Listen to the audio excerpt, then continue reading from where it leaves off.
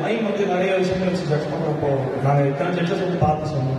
ஒன்னொன்றுமே ஒரு கோஆர்டினேஷன் எப்படி இருக்கு, சிங்க் எப்படி இருக்கு, சின்ன சின்ன எக்ஸ்பிரஷன்ஸ் எப்படி இருக்கு, பாடி லாங்குவேஜ் எப்படி இருக்கு, இந்த மாதிரி பல விஷயங்கள் வச்சு தான் மார்க்ஸ்லாம் போட்டுட்டாங்க. அண்ட் இந்த மார்க்ஸ் பொறுத்த வரைக்கும் மார்க்ஸ் தான் ஃபைனல் டெஸ்டினேஷன்லாம் கிடையவே கிடையாது. மார்க்ஸ் வந்து it's part of the process, அவ்வளோதான். உங்களுக்குள்ள இருக்கிற டேலண்ட்டை நீங்கள் உணர்ந்து நீங்கள் ஸ்டெப் பை ஸ்டெப்பாக ஒன்றொன்னா புரிஞ்சு பண்ண ஆரம்பிச்சீங்கன்னா everything is just cake work. பார்க்கறது கஷ்டமாக இருக்கும், ஆனால் நீங்கள் உணர்ந்து ரியலைஸ் பண்ணி பண்ணிங்கன்னா அது ஈஸி தான். ஸோ அந்த வகையில் I just announcing the results of mind. So third prize goes to lot number 4.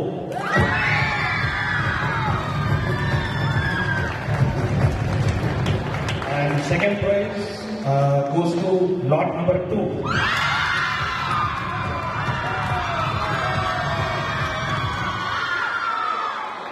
Okay, and the first prize goes to lot number 6.